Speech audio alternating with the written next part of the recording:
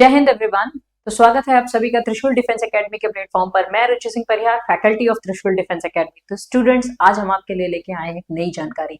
इसके रिगार्डिंग, जैसा कि आप यहाँ पे थंबनेल हमारा देख पा रहे हैं और इसमें आपको देखने को मिलेगा, यहाँ पे शी जिनपिंग बने हुए, यहाँ हमारे देश के प्राइम मिनिस्टर मिस्टर मोदी बने हुए हैं। तो यहाँ पे हम किस चीज के बारे में डिस्कस करेंगे? India 77 billion hydro plan. तो इंडिया का जो हाइड्रो प्लान है वो क्या है? चाइना जो बिल्ड कर रहा है डैम, जो अपस्ट्रीम पे, जो हमारे देश में चाइना की तरफ से यानी तिब्बत की तरफ से, एक्चुअल में तिब्बत क्या है? एक सेपरेट देश है, ठीक है। और उसको तिब्बत एक ऑटोनोमस रीजन, एक सेपरेट देश था जिसको चाइना ने कैप्चर किया हुआ है। हालांकि उन्होंने तिब्बत को कुछ हद तक स्वायत्तता दी हुई है और आज की तारीख में तिब्बत की जो गवर्नमेंट इन एग्जाइल चल रही है वो हमारे यहाँ हिमाचल प्रदेश के धर्मशाला से चल रही है। और गवर्नमेंट इन एग्जाइल के जो हेड है वो आपके मतलब वैसे तो जो स्पिरिचुअल हेड है वो तो आपके कौन है? दलाई लामा जी हैं। बाकी उनका प्राइम मिनिस्टर भी अपना होता है तिब्बत का गवर्नमेंट इन एग्जाइल का। तो वो गवर्नमेंट इन एग्जाइल कहाँ से चल रही है? धर्मशाला से चल रही है, ठीक है। तो अभी हम इस रीजन को समझते हुए हैं, ये जो हमारा अरुणाचल का रीजन है, यहाँ पे तिब्बत की तरफ से जो आपकी यारलंग सांगपो नदी है, जो कि भारत में आके ब्रह्मपुत्रा कहलाती है, तो इस ब्रह्मपुत्रा नदी पर चाइना क्या बना रहा है? दुनिया का सबसे बड़ा डैम बना रहा है, लगभग 75 गीगावाट एनर्जी। मतलब अभी जो दुनिया का सबसे बड़ा डैम है, थ्री गॉर्जेस डैम, वो भी चाइना का है। और उसमें जो इलेक्ट्रिसिटी उत्पन्न होती है, कुछ वो 21 मतलब 21 से 25 गीगावाट के बीच में उत्पन्न होती है। उससे भी 3 गुना बड़ा ये डैम बनेगा, थ्री गॉर्जेस डैम। और ये डैम बन गया ना तो चाइना वाटर बॉम्ब की तरह, वाटर को बॉम्ब की तरह यूज करेगा। मतलब जब कभी पानी की जरूरत होगी तो पता लगा उसमें पानी स्टोर कर लेगा। जब कभी बारिश का मौसम होगा, भारत में ऑलरेडी नदियां फ्लडेड होगी, तो वो अचानक से पानी छोड़ सकता है, तो भारत में बाढ़ जैसी स्थिति बन सकती है। तो इसको काउंटर करने के लिए भारत का जो काउंटर प्लान है, इंडिया का $77 बिलियन का जो हाइड्रो प्लान है, जो चाइना अपस्ट्रीम यानी ऊपर के हिस्से में जो डैम बना रहा है उसी को काउंटर करते हुए ये है। तो ये डैम, ये क्या है? $77 billion, it's a huge amount, ठीक है। अगर इसको लाख करोड़ में अगर हम मतलब एक तरह से क्या करें, चेंज करें, तो ये लगभग $6.4 ट्रिलियन, मतलब 6.5 लाख करोड़ के आसपास का ये क्या आता है? ये पैसा आता है। और इसमें इतने पैसे में भारत सरकार क्या बनाने जा रही है? इंडिया ने अनाउंस किया है कि वो हाइड्रो पावर और ट्रांसमिशन लाइन। अब हाइड्रो पावर मतलब पानी से बिजली बनाई जाएगी। पानी से बिजली कैसे बनती है? वो ये run of the river project होते हैं कि भाई पानी तेजी से गिर रहा है, तो जो पानी की शक्ति है ना, उस शक्ति से क्या होगा? नीचे टरबाइन लगा दिया जाएगा। तो पानी तेजी से गिर रहा है तो टरबाइन तेजी से घूमेगा। टरबाइन से एसोसिएटेड डायनामो होता है। टरबाइन घूमता है तो डायनामो घूमता है। डायनामो घूमता है तो इलेक्ट्रिसिटी जनरेट होती है। कैसे? इलेक्ट्रोमैग्नेटिक इफेक्ट से इलेक्ट्रिसिटी जनरेट होती है। उसी को हाइड्रो पावर, चूंकि बिजली से, पानी की शक्ति से बिजली बनी है हाइड्रो पावर, तभी उसको हाइड्रो इलेक्ट्रिसिटी कहते हैं।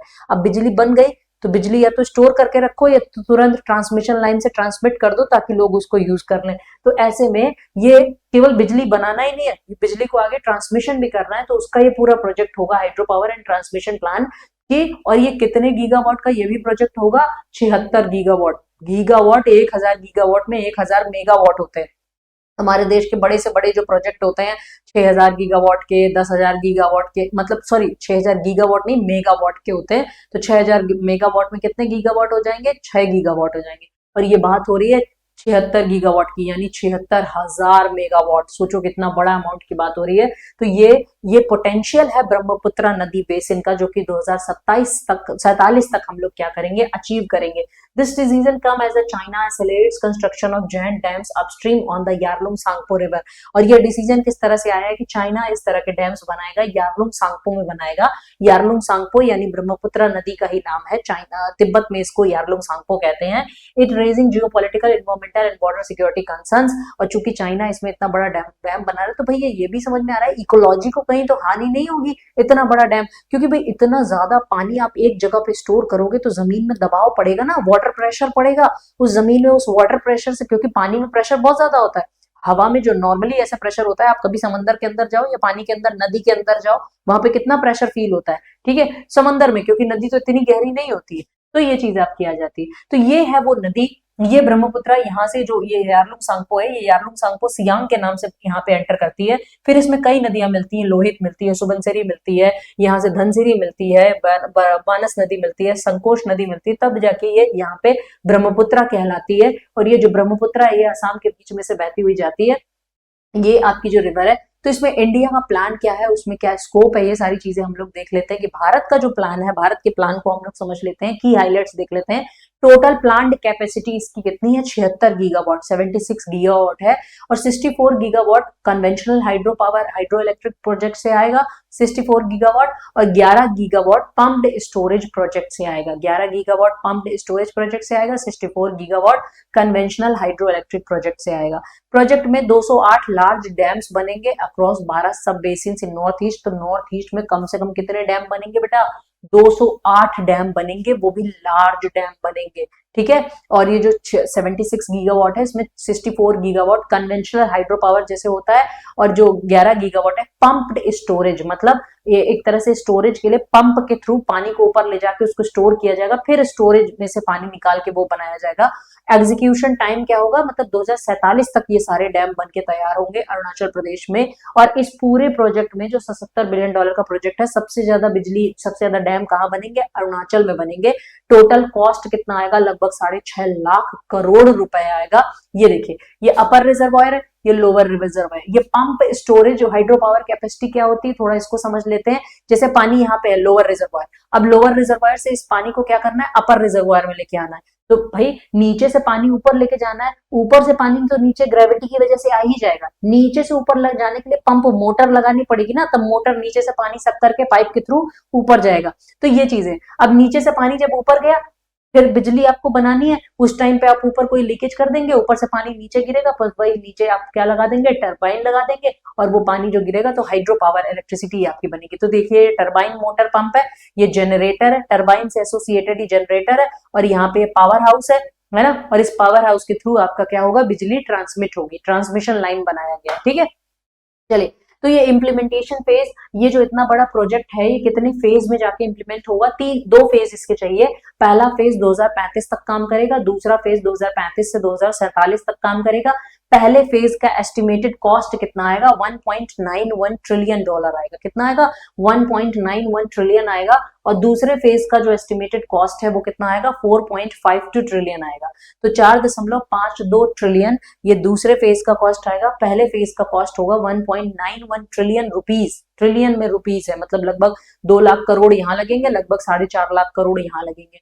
अर्ली स्टेज प्रोजेक्ट होगा, इसमें प्रायोरिटी होगी डैम की और की ट्रांसमिशन लाइन बनाने की। दूसरे में क्या होगा, पंप स्टोरेज का जो काम होगा, ग्रिड स्ट्रेंथनिंग का जो काम होगा, वो दूसरे फेज में। ग्रिड मतलब वो जो बिजली के ग्रिड बनाए जाते हैं ट्रांसमिशन लाइन की, ये ईस्टर्न ग्रिड है, वेस्टर्न ग्रिड है ना, तो इस तरह से आपका रहेगा।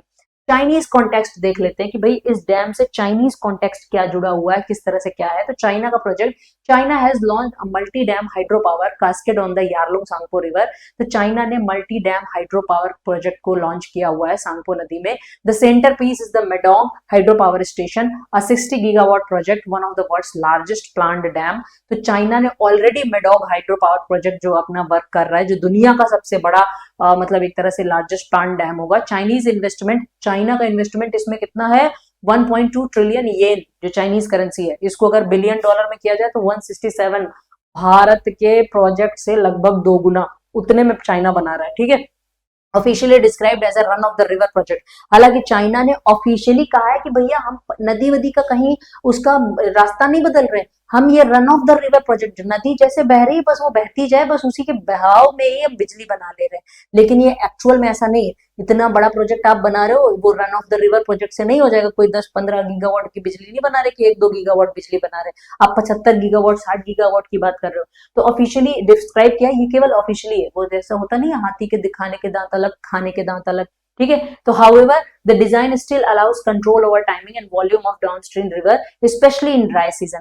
तो भाई ड्राई सीजन में ये दिक्कत क्रिएट कर सकता है China. That is why India के कंसर्न क्या है कि चाइना इस जो वाटर का ये जो इतना बड़ा डैम बना रहा है, ये लीन मंथ्स में, मतलब जब पानी की कमी होती है, जब गर्मी का मौसम आता है, तो ये पॉसिबल है कि मैनिपुलेट करेगा या पानी और ज्यादा रोक देगा, तो हमारे एरिया में नीचे पानी ही नहीं आएगा। सडन रिलीज कुड कॉज, या तो फिर बारिश के मौसम में अचानक से पानी छोड़ देगा, तो वो भी हमारे लिए दिक्कत की बात हो जाएगी। Strategic vulnerability for India north east and Bangladesh, और इस तरह से भारत के नॉर्थ ईस्ट और बांग्लादेश दोनों के लिए क्या है, ये एक वल्नरेबिलिटी है। तो भारत ने भैया पहले ये देखो, यही वो नामचा बरवा का स्थान है जहां से ब्रह्मपुत्र नदी टोटल यू टर्न लेती है। अब सोचो ये नदी कितने तेज बहाव के साथ आ रही होगी, इन पहाड़ों ने इसका नदी का रास्ता मोड़ दिया।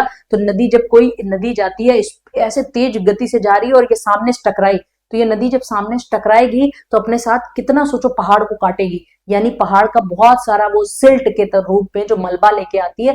तभी तो दुनिया का जो सबसे बड़ा रिवर आइलैंड है, नदी के बीच में द्वीप, मतलब नदी के बीच में द्वीप तो बनते बिदरते रहते हैं वो रेत के टीले, लेकिन परमानेंट द्वीप ही है। इवन वो एक डिस्ट्रिक्ट भी घोषित किया जा चुका है, माजुली द्वीप, वो ब्रह्मपुत्र नदी पे है, क्योंकि ब्रह्मपुत्र नदी बहुत सारा मिट्टी, बहुत सारा सिल्ट बहा के लेके आती है। ठीक है, वाई इंडिया लॉन्चिंग, इंडिया ये प्रोजेक्ट क्यों लॉन्च कर रहा है? क्योंकि यहाँ पे आपको देखने को मिलेगा strategic counter measure to China, China को मेजर करने के लिए। भैया हम वेट थोड़े ना करेंगे चाइना कब अचानक से पानी छोड़ दे या हमारा पानी रोक दे, तो हमने भी कई छोटे छोटे ड्राम बना के रखने हैं कि चलो अगर चाइना एक्स्ट्रा पानी छोड़ दे तो कम से कम ये डैम थोड़ा थोड़ा पानी इनके पास स्टोरेज रहे, थोड़ा थोड़ा पानी स्टोर कर लें, या वो पानी ना छोड़े तो इन डैम के स्टोरेजेस में, जल भंडारण में थोड़ा बहुत पानी हो कि हम अपने लोगों को पीने के लिए, खेती के लिए पानी दे सके। ठीक है, The dams in Arunachal Pradesh specially near the LOC are seen as strategic asset, तो ये हमारे देश के एक बहुत इंपॉर्टेंट एसेट होंगे। It aims to build hydro strategic deterrence, Bharat की हाइड्रो स्ट्रेटेजिक डिटरेंस बनाना, एनर्जी सिक्योरिटी और डीकार्बनाइजेशन, भाई एनर्जी सिक्योरिटी को भी वो करना है, इंश्योर करना, और डीकार्बनाइजेशन मतलब कोयले से बिजली बनेगी तो कार्बन बहुत ज्यादा उत्सर्जित होगा, उससे ग्लोबल वार्मिंग बढ़ती है, तो भैया पानी से बिजली बना लो तो क्या दिक्कत है। तो इंडिया टारगेट कर रहा है 500 gigawatt of non fossil energy capacity by 2030, तो 2030 तक इंडिया टारगेट कर रहा है कि 500 गीगावाट हम नॉन फॉसिल एनर्जी, बिना कोयले को जलाए। फॉसिल फ्यूल वो होता है जो रेप्लेनिश हो जाता है, जो निश्चित मात्रा में है, जिससे कार्बन एमिशन होता है, तो नॉन फॉसिल जो पर्यावरण को नुकसान नहीं पहुंचाता। तो ये भारत का टारगेट है कि 500 गीगावाट हम क्या करेंगे, ये नॉन फॉसिल से क्रिएट करेंगे, और 2070 तक का हमने लॉन्ग टर्म टारगेट रखा है, हम कार्बन न्यूट्रल कंट्री बन जाएंगे, मतलब हम जितना कार्बन का एमिशन करेंगे उतना एब्जॉर्ब भी कर लेंगे। ठीक है, यानी पर्यावरण के पोल्यूशन में हमारा योगदान नहीं रहेगा। ठीक है, रीजनल डेवलपमेंट पे आ जाते हैं। North east India remain under developed, आज की तारीख में नॉर्थ ईस्ट अगर पूरे भारत के कंपैरिजन में देखा जाए तो अंडर डेवलप्ड माना जाता है। लार्ज हाइड्रो प्रोजेक्ट्स बनेंगे तो इससे यहाँ पे इंफ्रास्ट्रक्चर बढ़ेगा, रोड्स बढ़ेंगी, जॉब्स बढ़ेंगे, इंडस्ट्रियल ग्रोथ आएगा तो वहां के लोगों को भी जॉब्स मिलेंगी। क्लाइमेट रेजिलियंस भी होगा, मल्टीपर्पज डैम्स होंगे, डैम्स कई पर्पज को सर्व करते हैं ना, इससे ड्राई सीजन में भी पानी की व्यवस्था रहेगी और फ्लड को भी रोकेगा।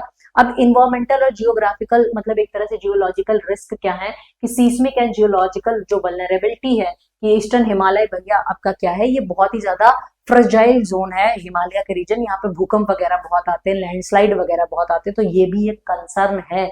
कितने सारे डैम बनाओगे तो वहां पे पहाड़ वहाड़ तोड़ने पड़ेंगे, स्ट्रक्चर बनाने पड़ेंगे, तो ऐसा नहीं तो कहीं लैंड स्लाइड आने लग, सोचो अगर इस तरह के डैम फट गए तो कितना नुकसान होगा। कंस्ट्रक्शन इन स्टीप अनस्टेबल टेरेन, मतलब एकदम खड़े टेरेन में कंस्ट्रक्शन करना, ये भी बड़ा चैलेंज होगा। इकोलॉजिकल इम्पैक्ट देखते हैं तो सबमर्जेंस ऑफ फॉरेस्ट, अब इतने बड़े बड़े डैम बनेंगे तो कई जंगलों, भैया भारत में सबसे ज्यादा जंगल अगर देखा जाए तो नॉर्थ ईस्ट के एरिया में ही है। ठीक है, तो उसको भी नुकसान होगा। अब जंगल है तो वहां पे वन्य जीव भी रहते हैं, जानवर भी रहते हैं, बायोडाइवर्सिटी है उसको नुकसान होगा। ऑल्टरेशन ऑफ सेडिमेंट फ्लो, वो जो नदियां अपने साथ सेडिमेंट्स लेके आती हैं वो भी ऑल्टर होगा। न्यूट्रिएंट, और नदियां जब सेडिमेंट लेके आती है तो उनमें बहुत ज्यादा न्यूट्रिएंट्स होते हैं, उसी में तो खेती होती है तो उसका भी डिस्ट्रीब्यूशन गड़बड़ होगा। एक्वेटिक लाइफ माइग्रेशन, नदियों में जो जलीय जीव रहते हैं उनका भी माइग्रेशन इधर उधर होगा। Long term ecological degradation of the Brahmaputra river system, Brahmaputra river system का लॉन्ग टर्म डिग्रेडेशन देखने को मिलेगा। सोशियो कल्चरल इम्पैक्ट में आ जाते हैं, displacement of tribal and indigenous communities, मतलब ट्राइबल और जो इंडिजीनियस कम्युनिटीज हैं उनका डिस्प्लेसमेंट होगा, ट्राइबल एरिया भी तो वहां पे रहते हैं। Loss of ancestral land, many local protest, ये भी बहुत सारे प्रोटेस्ट देखने को मिलेंगे। सोशल और पॉलिटिकल चैलेंजेस में आ जाते हैं तो अभी भी कई लोकल के लोग भी अपोजिशन कर रहे हैं कि ट्राइबल जो लोग हैं, हालांकि ट्राइबल लोगों की अगर ऑक्यूपेशन मतलब जाएगा, उनका जो लाइवलीहुड जाएगा तो उनको नई जॉब्स मिलेंगे। पॉलिटिकल सेंसिटिविटी भी देखने को मिलेगी कि लोकल्स के जो लैंड राइट है, जो फॉरेस्ट राइट है वो भी देखने पड़ेंगे। इन्वायरमेंटल, भाई अब चाइना की तरह भारत थोड़ी ना तानाशाही वाला देश है कि अचानक से बस तुगलकी फरमान आया जारी कर दिया। भारत में तो लोकतंत्र है तो जनता की भी परमिशन लेनी पड़ेगी, उनको भी कॉन्फिडेंस में लेना पड़ेगा।